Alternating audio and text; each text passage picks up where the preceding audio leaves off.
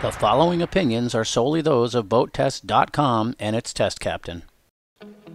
Hi, this is Eric Colby for BoatTEST.com, and today we're conducting a full inspection and performance evaluation on the 2016 Tahoe 2150 deck boat.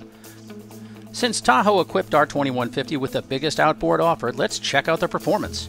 Powered by a supercharged 225 horsepower Mercury 4-stroke Verado outboard turning a 14.5 by 18 inertia stainless steel 3-blade propeller through a 1.85 to 1 ratio, the 2150 hit a top speed of 51.1 miles per hour at 5,900 RPM and burned 23 gallons per hour for a range of 92 miles. Best cruise came at 4,000 RPM, where we hit 31.8 miles per hour and burned 8.9 gallons per hour, giving the boat a range of 149 miles with 10% reserve. In acceleration tests, the 2150 planed in 4.3 seconds and sprinted to 20 miles an hour in 5.6 seconds and to 30 miles an hour in 8.8 seconds. There was some noticeable bow rise on takeoff, but Tahoe said that was accentuated because we had no passengers on the forward lounges. The 2150 exhibited strong agility in turns, coming around in a tight radius and transitioning smoothly from port to starboard in slalom turns. When we crossed our own wakes, the deep V design with a 20-degree dead rise at the transom took the bumps well. With the performance covered, let's take a look at the Helm, which has a bucket seat with a fold-up bolster. The boat comes standard with hydraulic steering and a tilt wheel. There's a 12-volt power plug next to the key, and the instruments include a fuel gauge, speedometer, tachometer, and trim indicator.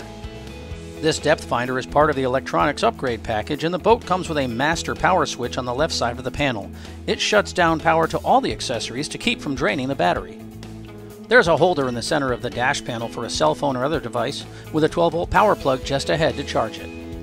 With the Helm covered, let's check out the rest of the 2150, starting at the bow, where there's a large platform with enough space for an optional trolling motor that's part of the fishing package.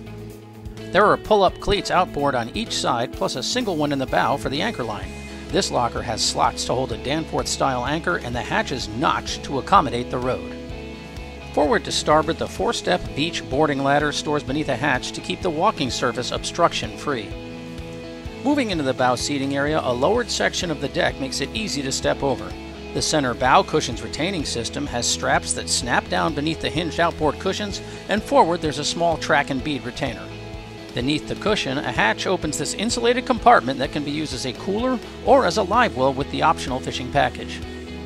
The bow lounges have space for an adult to sit with his legs stretched out, and the stainless steel rails are tilted inboard to make them more comfortable to grip. These two slots would support an optional bow filler cushion. A portable table secures in this receptacle, which we prefer over one in the cockpit sole that could cause a tripping hazard and collect debris such as pine needles and food crumbs. The table installs easily and can be secured in multiple positions. Note the integrated cup holders and that it has retaining rails to contain spills. There's a second receptacle for the aft lounge area.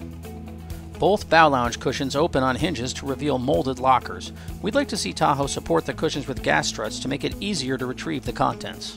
To starboard, the backrest cushion on the front of the Helm console folds up on a snap spring.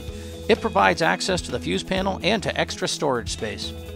Across to port, the wet bar comes with a molded sink beneath the hinged cover, 2 cup holders, and the water fill. The stereo, 12-volt power plug, and MP3 and audio inputs are on the front of the bar. The hatch in the base of the wet bar has net storage on the back side. Inside, the water tank straps in place so owners can remove it to make it easier to clean the tank. Between the wet bar and the Helm, the ski locker hatch opens on 2 gas struts and it locks. There are racks for a paddle and the stern light, plus space for a board with high wrap bindings. We'd like to see Tahoe line the locker with perforated rubber flooring to cushion the ride for the contents. Moving to the rear seating, there's space to stretch out facing aft to port, plus room on the bench seat. The outboard lounge base is divided into 2 lockers. The forward one has 2 racks for water sports tow ropes in the locker, and the table leg stores on the underside of the cushion. The table itself straps in place in the locker in the base of the aft port lounge. The aft bench seat cushion secures with a bungee to keep it down, a smart move on a 50-mile-an-hour boat. With the cooler removed, this hatch provides access to the fuel tank fittings.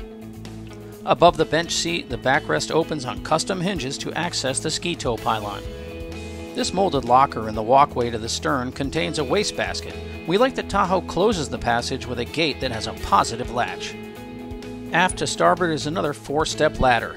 Tahoe was smart to put the bow and stern ladders on the same side as the driver so he has a better view of people in the water.